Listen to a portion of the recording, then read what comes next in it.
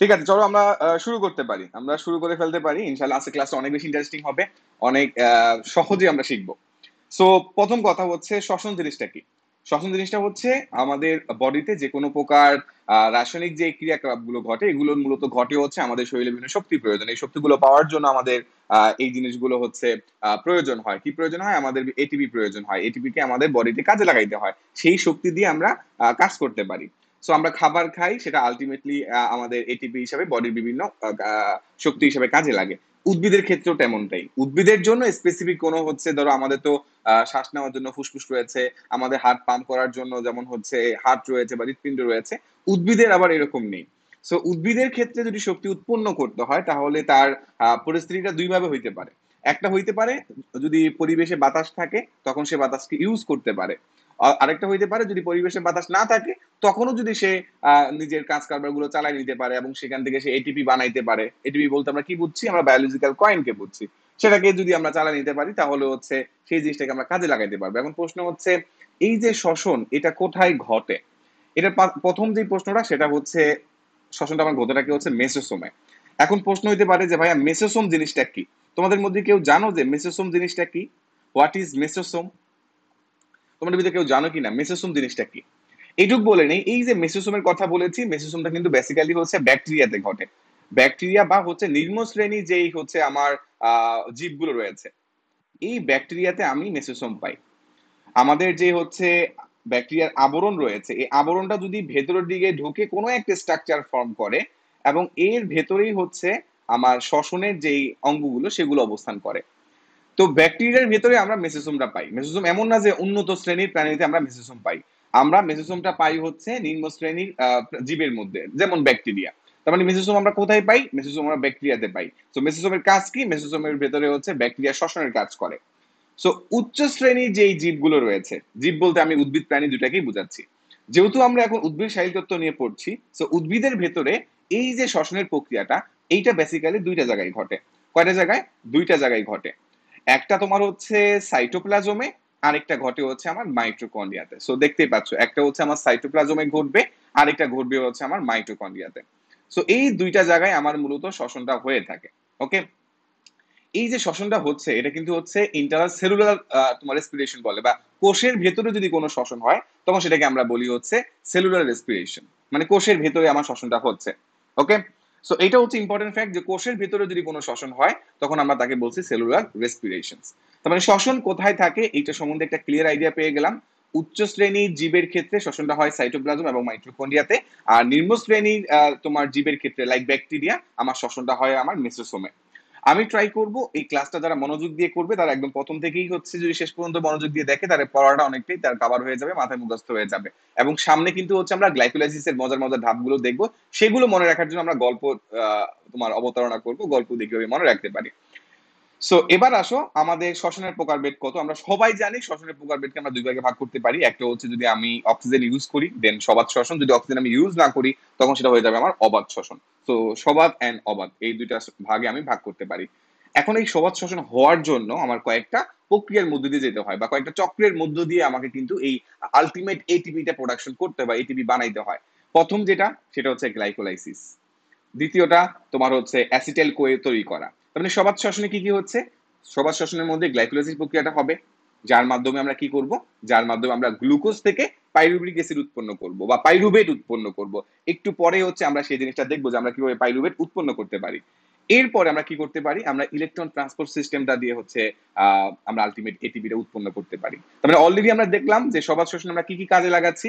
আমরা গ্লাইকোলাইসিস প্রক্রিয়াকে কাজে লাগাচ্ছি, অ্যাসিটাইল কোয়ে প্রোডাকশনকে কাজে লাগাচ্ছি, ইলেকট্রন ট্রান্সপোর্ট সিস্টেমকে কাজে লাগাচ্ছি। একটা প্রক্রিয়া রয়ে গেছে। তোমরা কেউ বলতে পারবে সেই একটা প্রক্রিয়ার নামটা কি? সেই একটা প্রক্রিয়ার নামটা কি যেটা এখনো আমি উল্লেখ করি নাই? সেই প্রক্রিয়াটার নাম কি? শ্বসনের প্রকারভেদের ভিতরে আমি কি কি উল্লেখ করলাম? আমি উল্লেখ করলাম যে glycolysis, acetyl CoA production and electron transport chain. এখনো আমার একটা জিনিস বাকি আছে, আমাকে বলতে হবে, একটু তোমরা কমেন্টে বলে দাও যে এই আরেকটা প্রক্রিয়াটার নাম কি। ওকে। ওকে, অনেকেই সঠিক উত্তর দেওয়া শুরু করেছে, না ভেরি গুড। সে একটা প্রক্রিয়ার নাম হচ্ছে আমাদের ক্রেবস চক্র। সো এই চারটা প্রক্রিয়া বেসিক্যালি সবাত শ্বসনের ক্ষেত্রে আমরা পেয়ে থাকি। তো পরীক্ষায় যদি আসে যে নিচের কোনটি সবাত শ্বসনের অংশ, তাহলে আশা করি যে আমরা সেই জিনিসটা উত্তর করতে পারবো। একটা ক্রেবস চক্র, একটা গ্লাইকোলাইসিস, একটা এসিটাইল কোয়ে তৈরি করার প্রক্রিয়া, আর একটা হচ্ছে ইলেকট্রন ট্রান্সপোর্ট সিস্টেম। ওকে, এই চারটা প্রক্রিয়া কোথায় হয়? সবাত শ্বসন হয়। সো হোয়াট ইজ সবাত শ্বসন? যেই রেসপিরেশন প্রক্রিয়ায় বা শ্বসন প্রক্রিয়ায় যে এটিপি উৎপাদন প্রক্রিয়ায় অক্সিজেন ইউজ করা লাগে, সেটাকে নরমালি বলা হয় সবাত শ্বসন। এখন একটা দেখো, একটা রুমের ভেতরে ধরো হচ্ছে অনেক খাবার দাবার আছে। এখন আমি যদি খাবার দাবার গুলো না খাই তাহলে কিন্তু সেটা আমার বডিতে ঢুকবে না। তেমনি ভাবে পরিবেশে অনেক অক্সিজেন আছে, যদি একটা উদ্ভিদ সেই অক্সিজেনকে ইউজ না করে তখন তুমি সেটাকে সবাত শ্বসন বলতে পারো না। মেইন কথাটা হচ্ছে যদি উদ্ভিদ ওই অক্সিজেনটাকে ইউটিলাইজ করে বা ইউজ করে, তখন আমরা শুধুমাত্র সেটাকে সবাত শ্বসন বলতে পারি। এনভায়রনমেন্টে অনেক অক্সিজেন থাকুক, that doesn't matter. Main fact is আমাদের এই প্রক্রিয়াটা, সবাত শ্বসন প্রক্রিয়াটা অক্সিজেন ইউজ করছে কি করছে না। যদি করে দেন সবাত শ্বসন, যদি না করে তখন তাকে আমি অবাত শ্বসনের ভিতরে ফেলে দিতে পারি। এখন প্রশ্ন হচ্ছে অবাত শ্বসনের ভিতরে বা কি কি প্রক্রিয়া ঘটে। মজার বিষয় হচ্ছে এই যে আমাদের গ্লাইকোলাইসিস যে প্রক্রিয়াটা, আমাদের এই গ্লাইকোলাইসিস প্রক্রিয়াটা, সে কিন্তু খুবই দয়ালু মানুষ। সে আমার সবাত শ্বসনের সাথেও যায়, সে আবার আমার অবাত শ্বসনের সাথেও সে যেতে পারে। সো গ্লাইকোলাইসিসটা আমি কোথায় কোথায় পাই? গ্লাইকোলাইসিসটা আমি সবাত শ্বসনেও পাই, গ্লাইকোলাইসিসটা আমি অবাত শ্বসনেও পাই।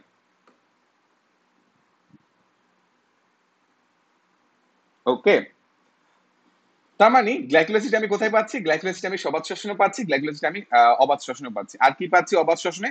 অবাত শ্বসনে আমি আরেকটা স্পেশাল পাচ্ছি, যেটা হচ্ছে পাইরুভিক অ্যাসিডের অসম্পূর্ণ জারণ। দেখো গ্লাইকোলাইসিস প্রক্রিয়া কিন্তু আলটিমেটলি আমরা যে পাইরুভিক অ্যাসিডটা উৎপন্ন হচ্ছে, তার মানে গ্লাইকোলাইসিস প্রক্রিয়ার মেইন উদ্দেশ্য কি? পাইরুভিক অ্যাসিড আমার তৈরি করা বা পাইরুভেট তৈরি করা। সো সেখানে কিন্তু এটা সম্পূর্ণ অক্সিডেশনটা হয়, সম্পূর্ণ জারণটা হয়। কিন্তু আরেকটা প্রক্রিয়া রয়েছে যেখানে বলা হচ্ছে পাইরুভিক অ্যাসিডটা কিন্তু সম্পূর্ণরূপে জারিত হয় না। সো এটাই হচ্ছে আমার শ্বসনের প্রকারভেদ। তাহলে শ্বসনের প্রকারভেদ হিসেবে আমরা কি বলতে পারি? ক্রেবস চক্র, সবাত শ্বসনের ক্ষেত্রে ক্রেবস চক্র, গ্লাইকোলাইসিস, অ্যাসিটাইল কোয়ে প্রোডাকশন এবং ইটিএস। অবাত শ্বসনের ক্ষেত্রে গ্লাইকোলাইসিস এন্ড পাইরুভিক অ্যাসিডের ইনকমপ্লিট জারণ। ওকে, মানে অক্সিডেশন। এবার আসো আমরা একটা বিষয় বলি। ধরো তুমি আজকে কোন একটা বার্গার, এখন তো বার্গার দেখো যে বিভিন্ন রেস্টুরেন্টে মানে বাই ওয়ান গেট ওয়ান পাওয়া যায়। মূলত দেখা যায় বাই ওয়ান গেট ওয়ান মানে কি? মানে তারা আগে তোমার কাছ থেকে একটা বার্গারকে মানে বিক্রি করার জন্য তারা যেই দামে রাখতো, মানে ডবল দাম রাখতো, কারণ দুইটা বিক্রি করলে তাদের লস হচ্ছে না। বাই ওয়ান গেট ওয়ানের ক্ষেত্রে বেশিরভাগ ক্ষেত্রে এই ঘটনাটাই ঘটে।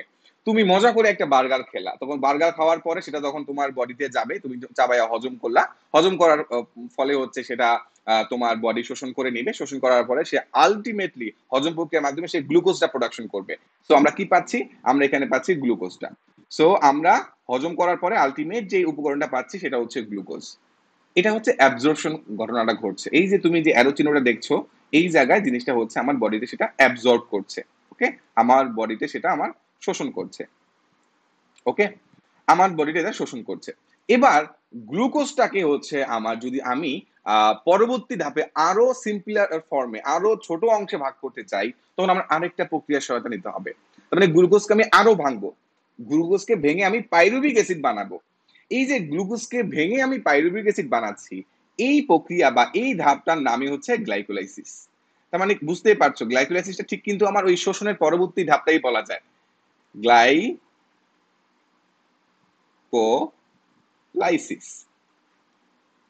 ওকে, গ্লাইকোলাইসিস। এবার গ্লাইকোলাইসিসের ভাঙার ফলে আমি হচ্ছে মানে গ্লুকোজকে ভাঙার ফলে আমি পাইরুভিক অ্যাসিড পেলাম।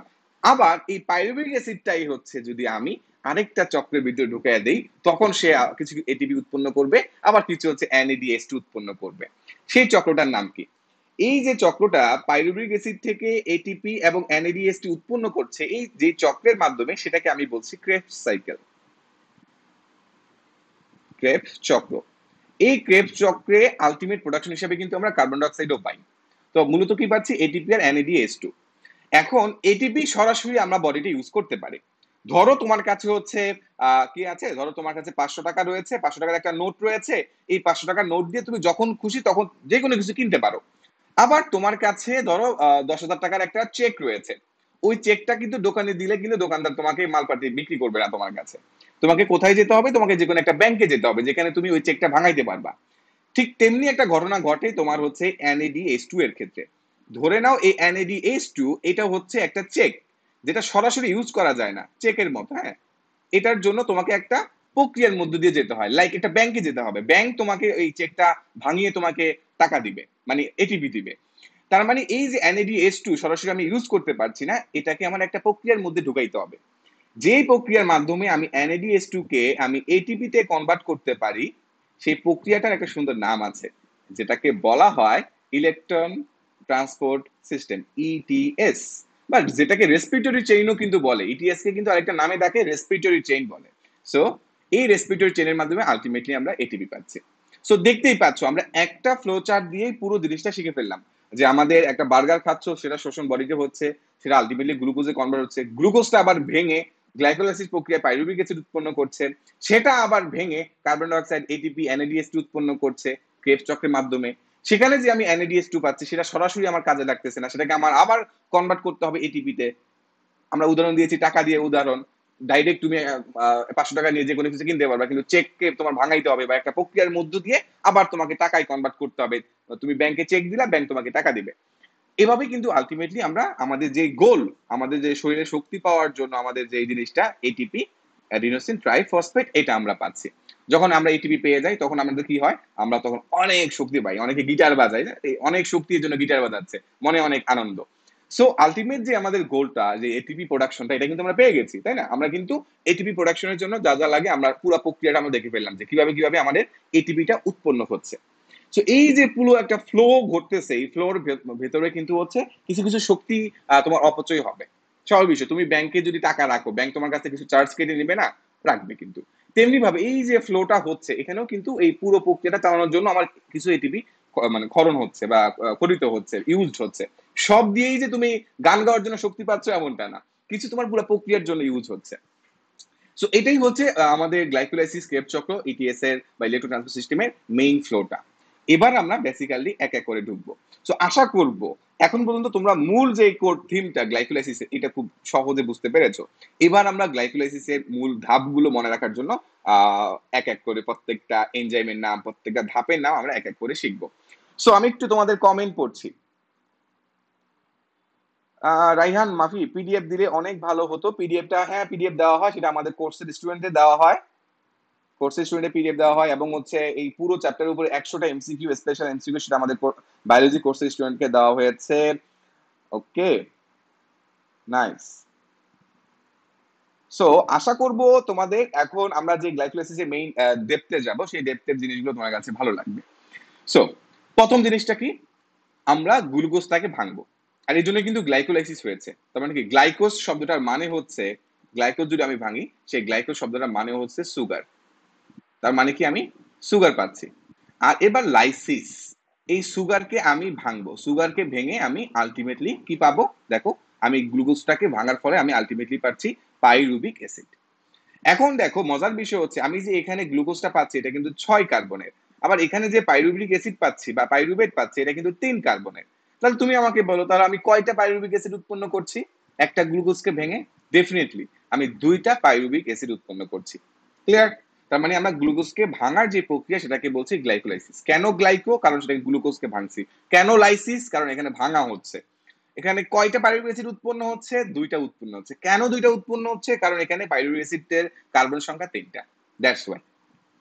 এখন এই যে গ্লুকোজ থেকে 2টা পাইরুভিক অ্যাসিড আমার উৎপন্ন হচ্ছে, এটার জন্য আমার কিছু এনার্জি খরচ করতে হয়। আমরা বলেছি সবকিছু কাজ হওয়ার জন্য এক্সট্রা কিছু শক্তি প্রয়োজন হবে।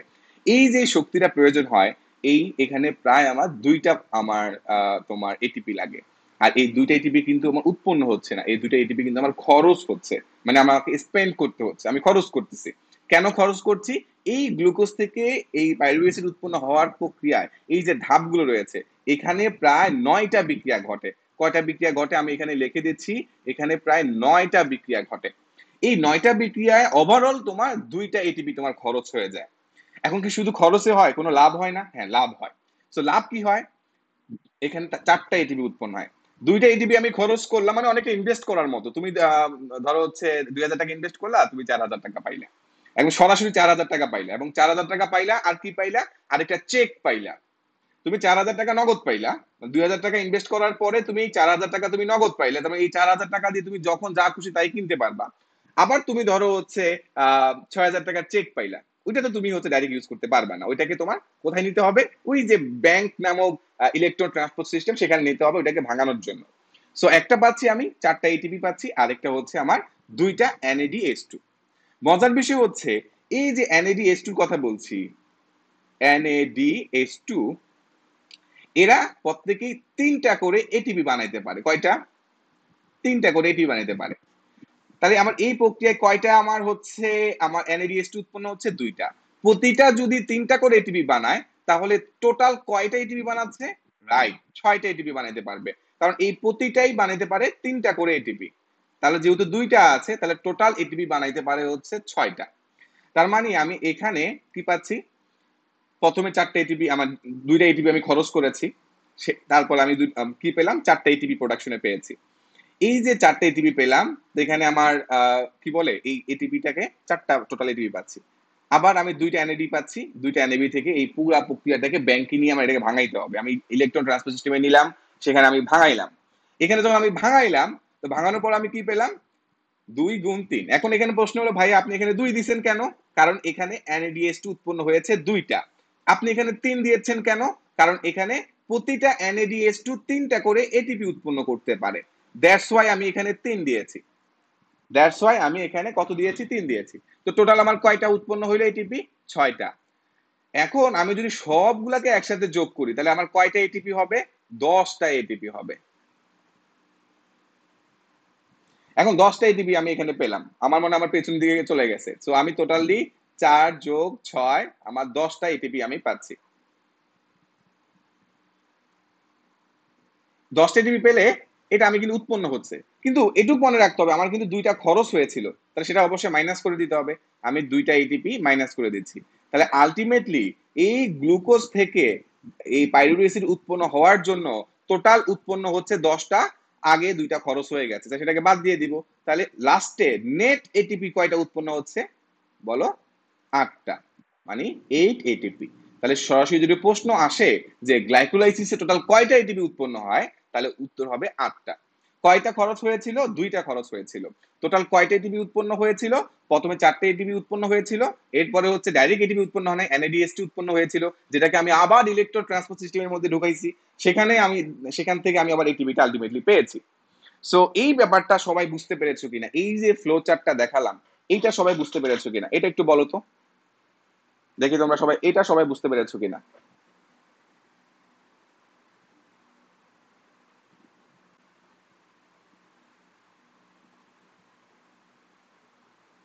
এইটা সবাই বুঝতে পেরেছো কিনা? জি ভাইয়া, সালমা শাহ, জি ভাইয়া বুঝেছি, ভেরি গুড। কারা কারা বুঝতে পেরেছো? মঞ্জুরুর, মুক্তাদির, বুঝেছি ভাইয়া, বুঝেছি ভাইয়া। আমাদের এই ক্লাসগুলো তোমাদের কাছে কি জটিল মনে হয় না একদম সহজ মনে হয়? আমরা কিন্তু ট্রাই করছি আমার এই ক্লাসগুলো এত সহজভাবে নেওয়ার জন্য, একটা ছোট বাচ্চাও যাতে আমাদের এই ক্লাসগুলো করে বায়োলজির প্রেমে পড়তে পারে, বুঝছো? সো যে কোনো কিছু সহজ হলে কিন্তু সেই জিনিসটা পড়তে ভালো লাগে। সো আমি কিন্তু এই জিনিসগুলো তোমাদের কাছে একদম সহজ করে প্রেজেন্ট করার ট্রাই করছি। আশা করি তোমরা সবাই বুঝতে পেরেছো। এই ভিডিওগুলো কিন্তু হচ্ছে আমাদের নিয়ন ক্লাসের ইউটিউব চ্যানেলে থাকে, সেখানে তুমি পরবর্তীতে এই ভিডিওটা পরবর্তীতে যখন তুমি পড়বা আবার রিভিশনের সময় তুমি এই ভিডিওগুলো দেখে রিভিশন দিয়ে ফেলতে পারবা। সো চলো আমরা আমাদের নেক্সট টপিকে চলে যাই। সো দেখো এখানে টোটালি আমার এটিপি 10টা, সেখান থেকে আমার নেট প্রোডাকশন কয়টা হচ্ছে? 10টা থেকে 2টা এটিপি যেহেতু খরচ হয়ে যাচ্ছে, তাহলে বাকিটাকে 8টা এটিপি। রাইট? ওকে, ভেরি গুড। হ্যাঁ, আমি একদম ইজি ইজি সহজ করে বোঝানোর জন্য, আমাদের বায়োলজি কোর্সে আমাদের মেইন উদ্দেশ্য হচ্ছে যাদের কাছে বায়োলজিটা কঠিন মনে হয় তাদের কাছে জিনিসগুলোকে একদম সহজ এবং আনন্দ ঘন করার জন্য, যাতে তোমার কাছে বোরিং না লাগে। ওকে, সো এখন গ্লাইকোলাইসিসের অপর নাম দেখো, আজব দুনিয়া। এখন দেখো এখনকার সময় কিন্তু কেউ যদি বাড়ি করে, ধরো আমি যদি একটা বাড়ি বানাই, তাহলে বাড়ির নাম দিব কি? বাড়ির নাম দিব হচ্ছে তামিম ভিলা। এখন আমি যদি একটা ক্যামেরা বানাই, ক্যামেরার কোম্পানির নাম দিব কি? তামিম ক্যামেরা। তেমনি ভাবে আগের যুগের বিজ্ঞানীরা সবসময় চাইতো কি, যে হচ্ছে সে এত কষ্ট করে একটা জিনিস আবিষ্কার করেছে, তার নামটা যাতে থাকে। কিন্তু 3জন ব্যক্তি একই সাথে যখন কোনো একটা প্রক্রিয়া আবিষ্কার করে, তখন তিনজনের নাম দিয়ে ওই প্রক্রিয়ার নাম দিয়ে দিয়েছে। এরকম একটা প্রক্রিয়ার নাম হচ্ছে তোমার EMP। এখানে একজন বিজ্ঞানীর নাম এমবেডেন, একজন মেয়ার হপ, আরেকজন হচ্ছে পার্নাস। তো 3জনের চেহারাটা দেখো, এই যে 3জন, এই যে আমাদের 3জন সম্মানিত বিজ্ঞানী। সো উনার নাম হচ্ছে আমার এমবেডেন, উনার নাম হচ্ছে পার্নাস, আর উনার নাম হচ্ছে মেয়ার হব। এই 3জন বিজ্ঞানী তারা মূলত এই গ্লাইকোলাইসিসকে আরেকটা নাম দিয়েছে, যে এমবেডেন, মেয়ার হব, পাথওয়ে। পাথওয়ে মানে প্রক্রিয়া, যে চক্রের মাধ্যমে হয়। সো পরীক্ষা আসতে পারে গ্লাইকোলাইসিসকে আর কি কি নামে ডাকা হয়। তো ইএমপি, এমবেডেন, মেয়ারহফ অ্যান্ড পার্নাস, এই তিনজন বিজ্ঞানী নিজেদের নাম দিয়েই হচ্ছে এই গ্লাইকোলাইসিসের প্রক্রিয়াকে নামকরণ করেছে। এই শ্বসনের সাধারণ গতিপথ এটাকে বলা হয়। কেন শ্বসনের সাধারণ গতিপথ বলা হচ্ছে? কারণ তুমি তো দেখেছো, আমি সবাত শ্বসনের কথা বলি অথবা আমি অবাত শ্বসনের কথা বলি, আমি কিন্তু গ্লাইকোলাইসিসকে উভয়ের মধ্যেই দেখতে পাইছি, তাই না? একটু আগে আমরা দেখেছি না, গ্লাইকোলাইসিসটা কিন্তু আমার সবাত শ্বসনেও ছিল, আবার অবাত শ্বসনেও ছিল। যেহেতু গ্লাইকোলাইসিস আমার সবাতেও ছিল অবাতেও ছিল, এই জন্য আমি এটাকে বলতে পারি সাধারণ গতিপথ, যেহেতু সেটা আমার উভয়ের ভিতরে রয়েছে। আর মজার বিষয় হচ্ছে, একটা উদ্ভিদের ভেতরে, একটা উদ্ভিদের কোষের ভেতরে আমার এই গ্লাইকোলাইসিস প্রক্রিয়াটা হয়ে থাকে সাইটোপ্লাজমের মধ্যে। এই যে তরল অংশগুলো রয়েছে না উদ্ভিদের ভেতরে, এই তরল অংশগুলোর ভেতরে কিন্তু আমার এই গ্লাইকোলাইসিসটা হয়। এই জন্য এটাকে কিন্তু বলা হয় তোমার সাইটোপ্লাজমিক শ্বসন। ওকে,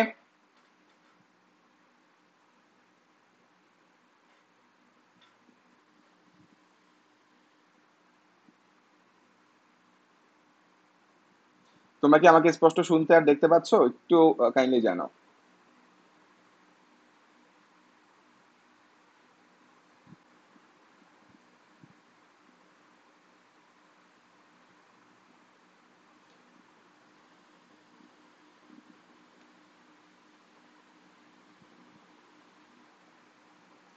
সবাই স্পষ্ট দেখতে পাচ্ছ কিনা বলো, আর যারা হচ্ছে এখন নোট করো নাই তারা কাইন্ডলি নোট করে লেখা ট্রাই করো।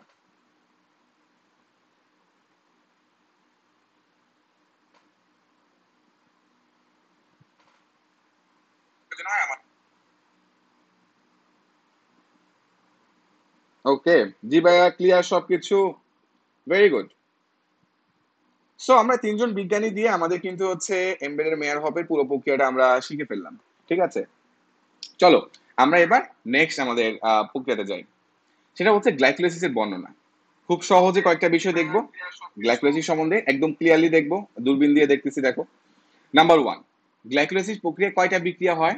ডাইরেক্টলি সহজ প্রশ্নে, মানে কেউ যখন জিজ্ঞেস করে তামিমের কাছে, তো তুমি গ্লাইকোলাইসিসটা পড়লা, তো বলো গ্লাইকোলাইসিস টোটাল কয়টা বিক্রিয়া হয়? সিম্পল উত্তর, 9টা বিক্রিয়া হয়। ওকে, এই বিক্রিয়াগুলোর ভিতরে কোনটা একমুখী? প্রথম, তৃতীয় আর লাস্টেরটা। প্রথম, তৃতীয় আর লাস্টেরটা হচ্ছে একমুখী। তাহলে প্রশ্ন হচ্ছে বাকিগুলো কি? হ্যাঁ, বাকিগুলো আমার উভয়মুখী। তাহলে শিখে রাখো, 1, 3 লাস্টেরটা, শেষটা 9 নাম্বারটা, 1, 3, 9। তো এইভাবে মনে রাখো, 1, 3, 9, এইভাবে মনে রাখো। কি হবে আমার? 1, 3, 9।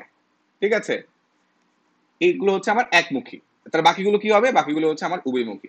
লাস্টে কোথায় ঘটে আমার গ্লাইকোলাইসিস? সাইটোপ্লাজমে ঘটে। উদ্ভিদের ভিতরে কোষের যে অংশ সেটাকে সাইটোপ্লাজমে ঘটে। ওকে, এখন তোমরা বলতেছো ভাইয়া এবার তো আসল জায়গায় চলে আসছে, এখন আমরা কি করবো? এগুলো তো এখন কঠিন লাগতেছে, এখন এই কঠিন জিনিসগুলো আমি কিভাবে করবো? আমার কাছে তো জটিল লাগতেছে। দেখো, জটিল লাগবে না, তোমাদের এমন একটা টেকনিক শিখাই দিব, ওই টেকনিকটা শিখালে আর কখনো এই জিনিসটা জটিল লাগবে না। ওকে, সো তোমরা খুব মজার জিনিস এখন আসতে যাচ্ছে, আমি এই জায়গাটাতে একটু পরে আসব। তার আগে কেমন হয় যদি তোমার একটা ছোট গল্প দিয়ে, তুমি এই যে এখানে যে তোমার এই যে প্রথমে গ্লুকোজ উৎপন্ন হচ্ছে, তারপরে তোমার গ্লুকোজ 6 ফসফেট উৎপন্ন হচ্ছে, ফ্রুক্টোজ 6 ফসফেট, তারপরে হচ্ছে ফ্রুক্টোজ 1,6 বিস ফসফেট, তারপরে তোমার ডিএএপি উৎপন্ন হচ্ছে, গ্লাপ উৎপন্ন হচ্ছে, জিএলএপি উৎপন্ন হচ্ছে, 1,3 বিস ফসফোগ্লিসাইড উৎপন্ন হচ্ছে, এগুলোর নাম যদি তুমি মনে রাখা কোনো টেকনিক তোমাকে শিখিয়ে দেই, তাহলে মনে জিনিসটা অনেক সহজ হবে, ইজন্ট ইট? তো চলো আমরা সেটাই শিখবো। এই জন্য দরকার হচ্ছে তোমার নানু। ওকে, তোমার মানে দাদি অথবা নানি যে কোনো একজন হইলেই চলবে, তোমার দাদি অথবা নানি একজন হইলেই চলবে। সো ধরলাম উনি হচ্ছে আমার গ্র্যান্ড মা বা আমার দাদি, উনি আমার দাদি। সো উনি কি পছন্দ করে? উনি হচ্ছে কুমড়া দিয়ে তোমার এরকম পাই বানাইতে পছন্দ করে, পিজার পাই, মানে ছোট ছোট অংশ যেটা, পিজা বানাইতে পছন্দ করে, কুমড়ার পিজা বানাইতে সে পছন্দ করে। সো উনি আমার কি, উনি আমার হচ্ছে গ্র্যান্ড মা, উনি আমার দাদি। সো এরপরে তিনি কি পছন্দ করে? যেহেতু অনেক পুরাতন আগের যুগের মানুষ, আগের যুগের মানুষ হয়তো তারা হচ্ছে ফ্রেশ যে ফুড গুলো আছে সেগুলো তারা পছন্দ করে। হ্যাঁ, এবং সে কি করছে? সে হচ্ছে কুমড়া তুলে সেটা দিয়ে কি বানাচ্ছে? সেটা দিয়ে কিন্তু সে হচ্ছে পাই বানাচ্ছে। হোয়াট ইজ পাই? ওই যে আমরা পিজা খাই না, পিজার কোনো একটা খন্ডিত অংশ, ওইটাকে স্পেসিফিক আমরা পাই বলছি, পিজার পাই। এখন প্রশ্ন হলো ভাইয়া আপনি এই জিনিসটা কেন বলছেন? বাক্যটা একটু দেখি। গ্রেট গ্র্যান্ড মাদার, আমাদের সবাই নানি দাদি কিন্তু great, throws fresh food dishes. সে কি করে, সে ধরো হচ্ছে তোমাকে বাড়িতে দাওয়াত দিছে যে আজকে বাসায় আসো, তোমার জন্য হচ্ছে পিজা বানাবো, পিজা তোমাকে খাওয়াবো। সো কি করছে, থ্রোজ নিক্ষেপ করেছে ফ্রেশ ফ্রুট, একদম ফ্রেশ, তোমার যেহেতু দাদি নানি তোমাকে ভালো খাবারই খাওয়াবে, fresh fruit dish, and go by picking pumpkins, এবং go by picking pumpkins, picking মানে কি তোলা, কি তুলতে গেছে সে, পাম্পকিন বা কুমড়া তুলতে গেছে, টু প্রিপেয়ার কি তৈরি করার জন্য, পাই তৈরি করার জন্য। সো দেখো, great grandmother throws fresh fruit dish and go by picking pumpkins to prepare pies. Simple বিষয়। সো দেখো, গ্রেট গ্র্যান্ডমাদার, এটুকু আমাদের মনে থাকবে, এই যে উপরে আমাদের নানি বা দাদির চেহারা দিয়ে দিয়েছি। থ্রোজ ফ্রেশ ফ্রুটস, সে হচ্ছে ফ্রেশ ফ্রুটস এর একটা খাবার ডিশ তোমাকে অফার করছে, অ্যান্ড গো বাই পিকিং, এরপরে সে কি করছে, এরপরে সে হচ্ছে কুমড়া তুলতে গেছে, পিক করছে মানে কুমড়া তুলেছে, কেন তুলেছে, to prepare pie, to prepare pies. ঠিক আছে, প্রশ্ন হচ্ছে এইটা আমি কেন বলছি। প্রথম জিনিসটা, এই যে গ্রেট রয়েছে তুমি দেখতে পাচ্ছ, এই যে গ্রেটের জি রয়েছে, জি দ্বারা হচ্ছে আমার গ্লুকোজ, আবার গ্র্যান্ড মাদারের জি রয়েছে, এটা দিয়ে হচ্ছে গ্লুকোজ 6 ফসফেট, আবার তোমার এফ আর রয়েছে, এটা দিয়ে হচ্ছে আমার ফ্রুক্টোজ 6 ফসফেট, এরপরে আবার এফ আর রয়েছে, এবার এফ আর ইউ নিয়েছি, ওকে, ফ্রুক্টোজ 1,6-বিসফসফেট, আবার দেখো ডাইহাইড্রো অ্যাসিটোন ফসফেট, ডিএএপি, তার মানে ডিএপি পূর্ণরূপ কি, ডাইহাইড্রো অ্যাসিটোন। এটা দিয়ে মনে রাখতে হবে যে ডিশ, খাবারে যে ডিশ বানিয়েছে আমাদের দাদি, সেই ডিশের ডিআই দিয়ে ডাইহাইড্রো অ্যাসিটোন। তো great grandmother throws fresh fruits dish and go by picking pumpkins to prepare pies. Just এভাবে যদি তুমি মনে রাখতে পারো যে তোমার কিভাবে তুমি এই যে গ্লাইকোলাইসিসের ধাপগুলো হয়, প্রথমে তোমার গ্লুকোজ লাগে, ওকে, তারপরে আমার উৎপন্ন হচ্ছে গ্লুকোজ 6 ফসফেট, তারপর উৎপন্ন হচ্ছে ফ্রুক্টোজ 6 ফসফেট, তারপরে আমার ফ্রুক্টোজ 1,6-বিসফসফেট, তারপর আমার উৎপন্ন হচ্ছে ডাইহাইড্রো অ্যাসিটোন ফসফেট। এবার আসে কি, আবার জি, আবার আমার জি আসতেছে, আবার জিতে কি আসে, গ্লিসারলডিহাইড 3 ফসফেট, তো আমি এবার অ্যালডিহাইড পাচ্ছি, গ্লিসারলডিহাইড 3 ফসফেট। আগেরটা কিন্তু আমি কিটোন পেয়েছি, দেখো এটা কিন্তু কিটোন, এটা কিন্তু কিটোন মূলক যুক্ত, ঠিক আছে, এটা কিন্তু কিটোন, এটা আমার কিটোন, আর পরে যেটা পাচ্ছি এটা কিন্তু আমার অ্যালডিহাইড, পরে এটা আমার অ্যালডিহাইড, খাতায় এই জিনিসটা নোট করে ফেলো, অ্যালডিহাইড, ওকে। আবার বাই, বিতে আছে, এই দেখো বাই পিকিং, এটা দিয়ে হচ্ছে এই যে 20 ফসফেট, 1,3-বিসফসফেট, ওকে। বিস আর ডাই, এই যে ডাই আর তোমার বিস, দুইটাই তোমার সিমিলার মিনিং বেয়ার করে, ডাই আর বিস দুইটাই তোমার সিমিলার মিনিং বেয়ার করে। তোমরা যারা আমার কিওয়ার্ডের ক্লাসগুলো দেখো না, আমাদের নিউ ক্লাসের পেজে দেখতে পারো কিওয়ার্ডের ক্লাসগুলো, সামনে আমাদের কিওয়ার্ডের প্লেলিস্টটা আমরা ক্লাসগুলো উন্মুক্ত করব, আশা করি সেগুলো দেখো তোমাদের অনেক উপকার হবে। দেন আবারও পিক, আবার পিকিং, পিক করবে মানে তুলবে, কি তুলবে, কুমড়া তুলবে, পামকিন তুলবে, এই প্রথম পিতে ফসফোগ্লিসারেট, প্রথম পিতে কি, ফসফোগ্লিসারেট, পরের পিতে পামকিনের পিতে হচ্ছে 2 ফসফোগ্লিসারেট। দেখো এখানে 3 আর এখানে 2, এটা কেন হয়েছে একটু পরে আমরা ব্যাখ্যা করব, একটু পরে আমরা ধাপগুলো ব্যাখ্যা করব কেন এটা এমনটা হয়েছে। এন্ড এরপরে প্রিপেয়ার করেছে বা প্রস্তুত করেছে, ওকে, ফসফো ইনোল পাইরুবেট, ইনোল ফসফো ইনোল পাইরুবেট, ক্লিয়ার। অ্যান্ড দেন লাস্টে পাইস, যেটা বললাম আমরা পিজার পাই, সেটা হচ্ছে আমার pyruvate. So great grandmother throws fresh food dish and go by picking pumpkins to prepare pies. প্রথম দিকে একটু কঠিন লাগতেছে, মানে বাক্যটা তুমি খাতায় 3-4 বার লিখবা, তাহলে দেখবা পরীক্ষার সময় তোমার এই দাদির চেহারা কল্পনা করবা, কুমড়া চিন্তা করবা যে দাদি তোমাকে দাওয়াত দিছে, তখন তোমাকে ফ্রেশ ফুল ফলপ্রদি তোমাকে অফার করছে, সেখানকার ডিশ অফার করছে, এরপরে সে কি করছে, সে কুমড়া তুলতে গেছে, কুমড়া তুলে কি বানানোর জন্য কুমড়া তুলেছে, সে হচ্ছে ওই যে পিজার পাই বানানোর জন্য হচ্ছে সে কুমড়াটা তুলেছে। এটা যদি তুমি মনে রাখতে পারো, তাহলে এই যে আমার টোটাল 10টা উৎপাদ হয়েছে, 9টা বিক্রিয়া, এখানে কয়টা বিক্রিয়া হয়, 9টা বিক্রিয়া হয়, 9টা বিক্রিয়ায় তোমার আমার এখানে ইন্টারমিডিয়েটস লাগে 10টা, মানে 10টা উপকরণ, 10টা ইনগ্রিডিয়েন্টস, ঠিক আছে। বিক্রিয়া কিন্তু 9টা, 9টা রিয়াকশন, 9টা রিয়াকশনে 10টা ইনগ্রিডিয়েন্টস আমার লাগতেছে, সিম্পল বিষয়, ওকে। সো চলো এইটা আমরা একটু দেখি যে আমরা এখানে যেটা পড়লাম এইটাকে আমরা রেজোনেট করতে পারি কিনা, ঠিক আছে, ডান। সো আমরা এখন কি একটু কি পড়ে আসলাম, একটু আমরা পড়ে আসছি গ্লাইকোলাইসিসের ধাপগুলো রয়েছে, এগুলো আমরা কিভাবে সহজে মনে রাখতে পারি, খাতায় নোট করবা, একবার প্র্যাকটিস করবা, আশা করি খুব সহজে মনে রাখতে পারবা। সো এখন দেখো সবাত এবং অবাত উভয় শ্বসনের প্রথম ধাপ কোনটা? Very good, glycolysis. একদম সহজ। দুই, গ্লাইকোলাইসিস কোথায় ঘটে? গ্লাইকোলাইসিস আমার ঘটে সাইটোপ্লাজমে। ক্রেবস চক্র আর ইলেকট্রন ট্রান্সপোর্ট সিস্টেমটা কোথায় ঘটে? মাইটোকন্ড্রিয়াতে ঘটে। ওকে, এটা পেঁচানো যাবে না। আমার গ্লাইকোলাইসিস ঘটে সাইটোপ্লাজমে, গ্লাইকোলাইসিস জিসি, গ্লাইকোলাইসিস ঘটে সাইটোপ্লাজমে। ওকে, গ্লাইকোলাইসিস সাইটোপ্লাজমে। কারণ গ্লাইকোলাইসিস খুবই কিউট একটা জিনিসপাতি, কারণ আমরা দেখলাম যে একটু আগে আমরা নানি দাদির গল্প দিয়ে আমরা গ্লাইকোলাইসিসটা শিখে ফেলেছি। সো আশা করি এখন থেকে তোমার জিনিসটা মনে থাকবে যে তুমি কিভাবে ধাপগুলো মনে রাখতে পারবে। একবার যদি তুমি এই জিনিসটা খাতায় লিখে ফেলো, এরপর প্র্যাকটিস করো, তোমার দীর্ঘদিন এটা মনে থাকবে। এবার আসো আমরা যাচ্ছি আমাদের পরের ধাপে। এবার এখন ধরো হচ্ছে তুমি তো তোমার নানির বাড়িতে গেলা বা দাদির বাড়িতে গেলা, এখন তুমি সেখানে তো ফোন নিয়ে গেছো। আর এখন তো সবচেয়ে ভালো কোনটা চলে, যে কারো হাতে যদি ফোন থাকে, ক্যামেরার সামনে দিয়ে কোন ফোন দিয়ে মানুষ ছবি তোলে একটু বলো তো আমারে। ক্যামেরার সামনে গিয়ে মানুষ কোন ফোন দিয়ে ছবি তোলে? কেউ বলতে পারবে আমাকে ক্যামেরার সামনে কোন ফোন দিয়ে মানুষ ছবি তোলে? দেখি তোমাদের আইডিয়া কি। মানুষ শো অফ করে কোন ফোন দিয়ে, সেটা একটু বলো।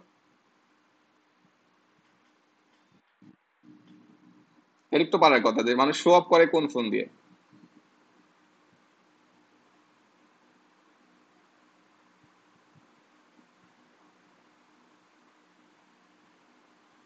ওকে, ইয়েস। সেটা হচ্ছে ধরো হচ্ছে আমি কোথায় গিয়েছি, আমি আমার হচ্ছে নানির বাড়িতে গিয়েছি বা নানুর বাড়িতে গিয়েছি। আমার নানুর বাড়িতে আমি গিয়েছি, তখন হচ্ছে আমি ফোন নিয়ে সারাদিন ফোনে আমি সময় নষ্ট করছিলাম। তখন নানু বললো যে এখন খেতে আসো। কি খেতে আসবে? এখন একটা প্লাস্টিকের প্লেট নিয়ে খেতে আসো। আমাকে প্লাস্টিকের প্লেট নিয়ে খেতে যাইতে বলছে। কে বলছে? আমার নানু বলেছে।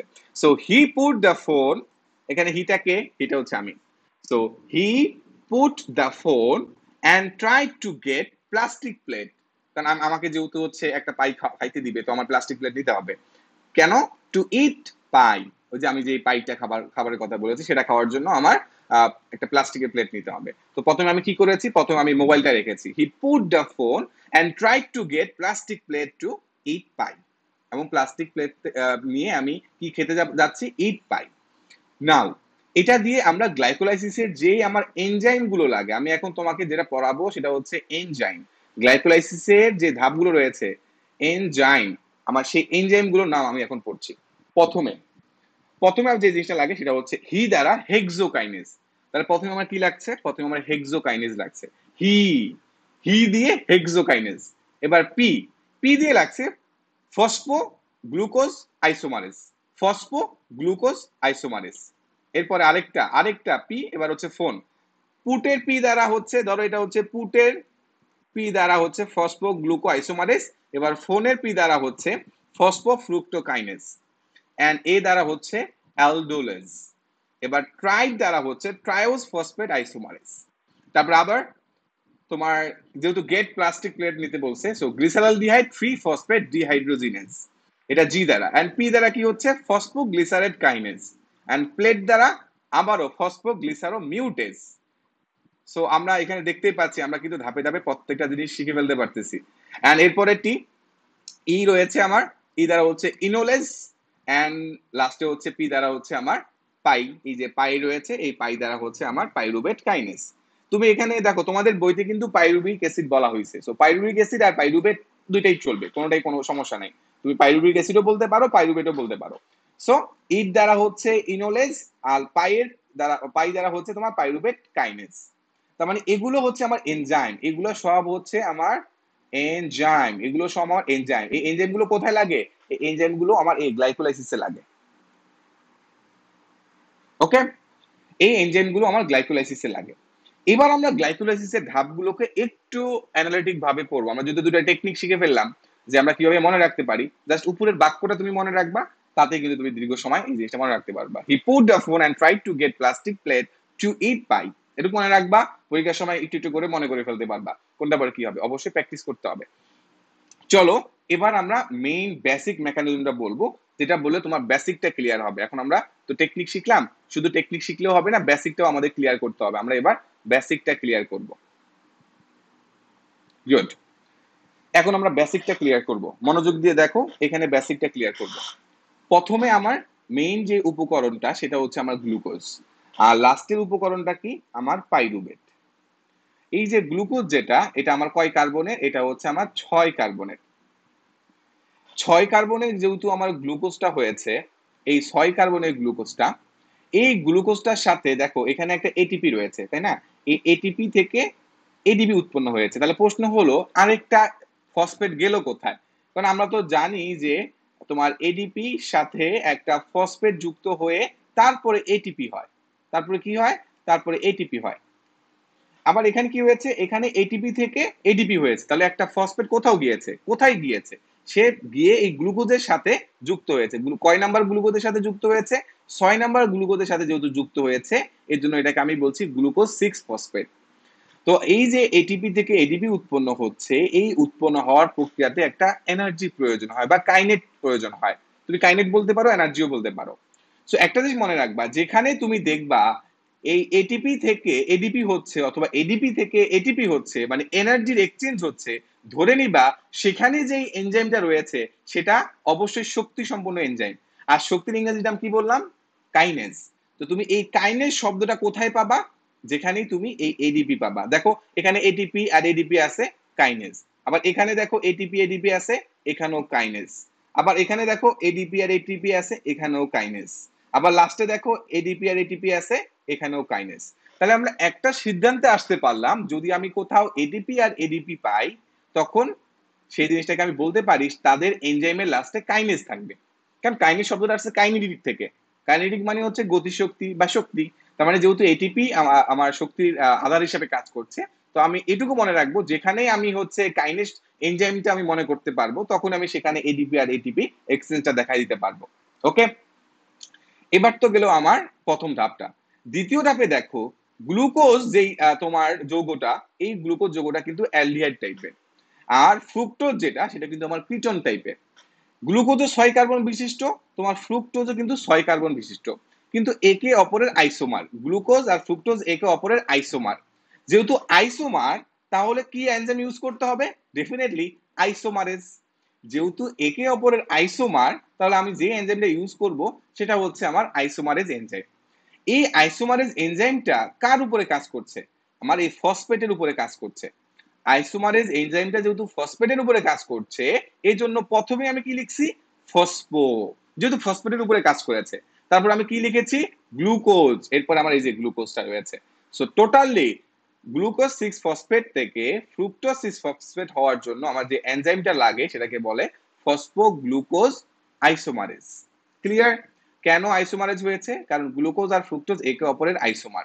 কেন ফসফো হয়েছে? কারণ এটা কাজ করেছে ফসফেটের উপরে। আর কার উপরে কাজ করেছে? তারপরে কাজ করেছে গ্লুকোজের উপরে।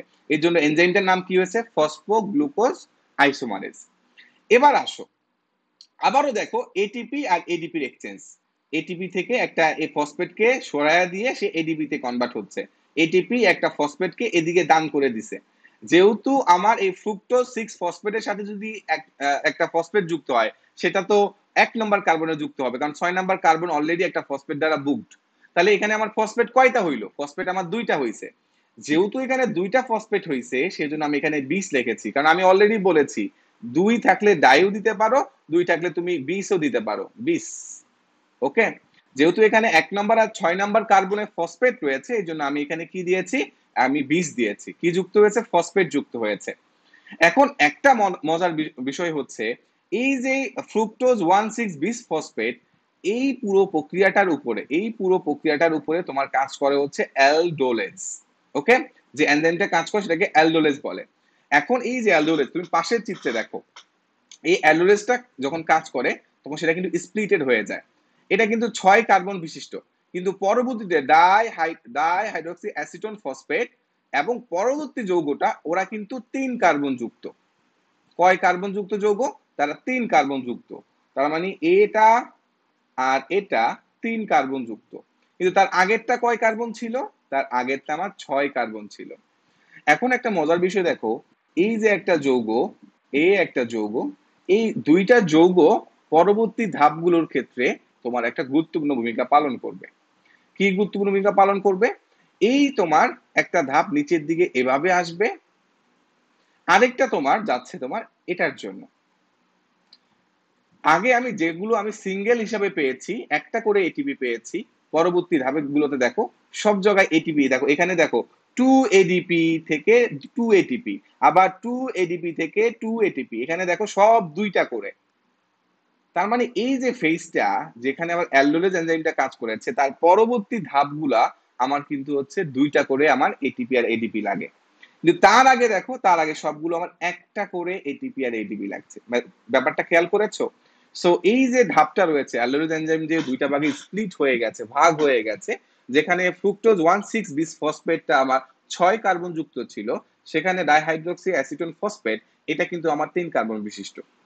তো সেটা পরবর্তীতে কি করছে, পরবর্তীতে আমি এই পিকচারটাতে আসি, এই পিকচারটাতে আসি, এখানে দেখো সেটা আমার 1,3-বিসফসফোগ্লিসারাইড। তো এখানে কি হচ্ছে, আমার এই যে 1,3-বিসফসফোগ্লিসারাইড, এগেইন বিস কেন বসছে, কারণ এখানে দুইটা ফসফেট গ্রুপ যুক্ত হয়েছে।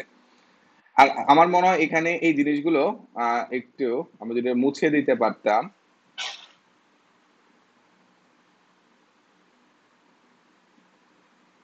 দাঁড়াও,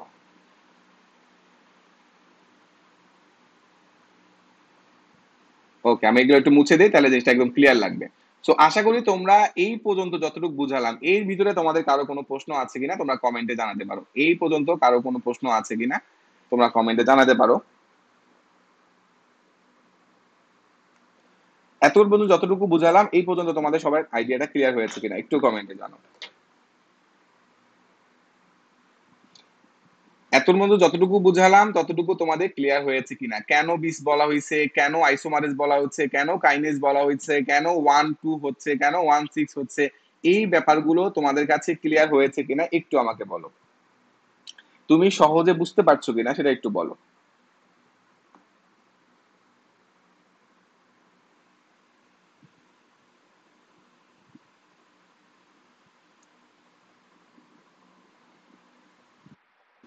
ওকে, সো আমরা এখন জিনিসটা অনেকটা ক্লিয়ার লাগতেছে। এবার চলো এবার আমরা যদি হচ্ছে কলমটা নেই।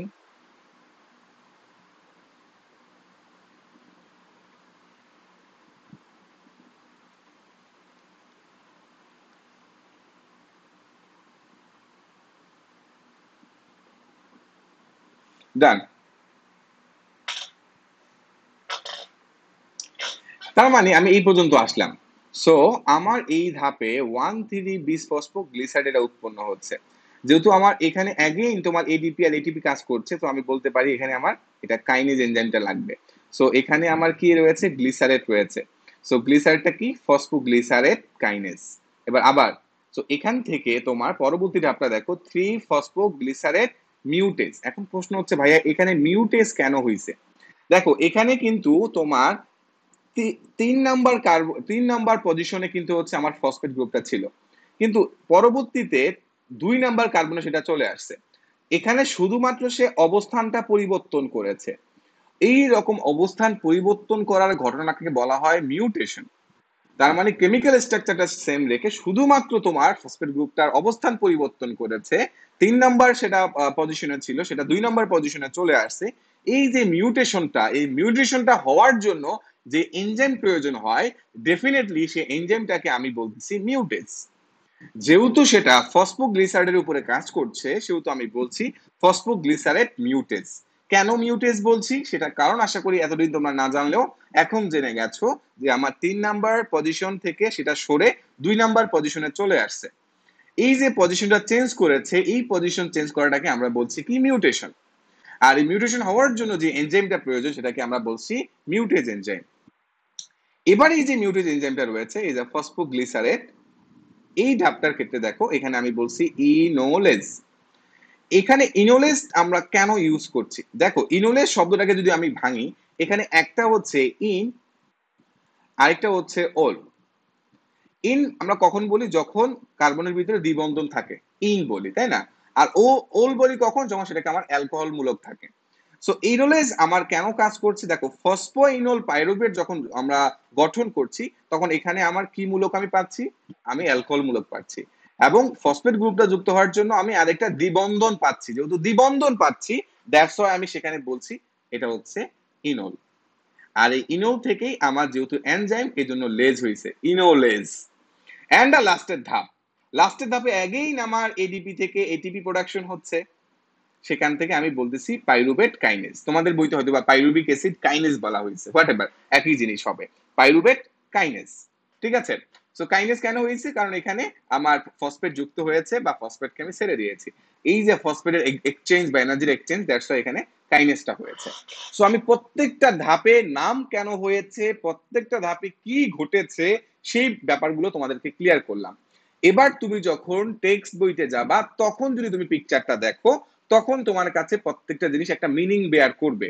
কেন 1,6 হইলো, কেন হচ্ছে শুধু ফ্রুক্টোজ হইলো, কেন তোমার এনোলেজ হইলো, কেন তোমার মিউটেজ হইলো, এতদিন যদি তুমি সেটা নাও জেনে থাকো, তাহলে আজকে থেকে হয়তো তুমি জানো কেন এই কারণগুলো, নামগুলো হয়েছে, কেন এটাকে আমরা মিউটেজ বলছি, কেন আমি ইনোলেজ বলছি, এগুলোর উত্তর হয়তো তুমি পেয়ে গেছো।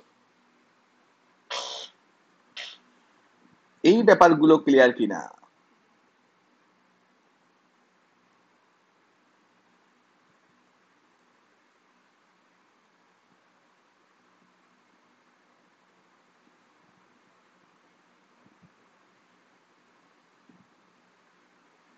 ওকে, ডান। সো এখন তোমাকে যেটা করতে হবে, খাতায় কয়েকবার এই জিনিসগুলো প্র্যাকটিস করতে হবে, খাতায় কয়েকবার এই জিনিসগুলো প্র্যাকটিস করতে হবে। এই জিনিসগুলো কয়েকবার প্র্যাকটিস করলে তোমার প্রত্যেকটা জিনিস সুন্দর করে মনে থাকবে, তখন তুমি সহজে জিনিসটা আর ভুলবা না। এই যে great grandmother throws fresh fruit dish and go by picking pumpkin to prepare pies, কয়েকবার একটু প্র্যাকটিস করলে এই জিনিসটা মনে থাকবে। এটা ইন্টারন্যাশনাল নেমোনিক, এটা অনেক জনপ্রিয়, অনেক ইউনিভার্সিটিতে এটা দিয়ে পড়ায়। সো সেই জিনিসটাই তোমাদের সাথে শেয়ার করলাম, যাতে তোমাদেরও জিনিসটা মনে থাকে। এখানে আমি ফোন গুটাচ্ছিলাম, যে হি পুট ফোন, আমি হচ্ছে ফোনটা রেখে দিলাম। Try to get plastic plate to eat pie, কি খাওয়ার জন্য? পাই খাওয়ার জন্য। সো গ্লাইকোলাইসিসের ধাপগুলো বেসিক্যালি এগুলোই, তুমি এভাবে একটু প্র্যাকটিস করতে হবে। আরেকটা বিষয় দেখো, এই যে গ্লুকোজ থেকে পাইরুভিক অ্যাসিড পর্যন্ত আমার যে পুরো বিক্রিয়া, যে 9টা বিক্রিয়া হচ্ছে, এই 9টা বিক্রিয়া, পুরো প্রক্রিয়াটা হওয়ার জন্য এখানে শুধুমাত্র যে এনার্জিটা পাওয়া যায়, এটিপি আর এনএডি থেকে যে এনার্জি পাওয়া যায়, তার টোটাল এনার্জি কেবলমাত্র 17%। ওকে, আর কত পার্সেন্ট এনার্জি খরচ হয়? 3% এনার্জি কিন্তু শুধুমাত্র টেম্পারেচার হিসাবে বের হয়ে যায়। বাকি প্রায় 80% এনার্জি কিন্তু হচ্ছে ওই পাইরুভিক অ্যাসিডের মধ্যে সঞ্চিত থাকে। পরবর্তীতে ওই পাইরুভিক অ্যাসিডটাই তোমার প্রবেশ করে ক্রেবস সাইকেলের মধ্যে। তার মানে দেখো, আলটিমেট যে আমি এটিপিটা পাবো, সেটা কিন্তু অনেক শক্তিশালী এটিপি, কারণ বেশিরভাগ গ্লুকোজ থেকে যে শক্তিটা পাচ্ছ, বেশি কিন্তু নষ্ট হচ্ছে না, মাত্র দেখো 3% শক্তি নষ্ট হচ্ছে তোমার তাপ শক্তি হিসাবে। বাকি শক্তি কিন্তু তোমার ওই পাইরুভিক অ্যাসিডের মধ্যে থেকে যাচ্ছে, সেটা পরবর্তী ক্রেবস সাইকেলে যাবে, সেখান থেকে ইলেকট্রন ট্রান্সফার সিস্টেমে যাবে, আলটিমেটলি তুমি এটিপি পাবা। সেই এটিপি, যে তুমি এটিপিটা পাচ্ছ, সেই এটিপিটি কিন্তু পর্যাপ্ত শক্তি বের করছে। তো এটাই হচ্ছে প্রমাণ যে তোমার যে গ্লাইকোলাইসিস হচ্ছে, সেই গ্লাইকোলাইসিসটা কিন্তু আলটিমেটলি বেশি শক্তি অপচয় করছে না। এবং গ্লাইকোলাইসিস প্রক্রিয়ায় যে আমরা 8টা এটিপি পাই, সেটাও কিন্তু আমরা সুন্দর করে ব্যাখ্যা করেছি। সো এই পর্যন্ত তোমরা যতটুকু দেখানো হয়েছে, ততটুকু তোমাদের সবাই ক্লিয়ার হয়েছে কিনা, লেট মি নো।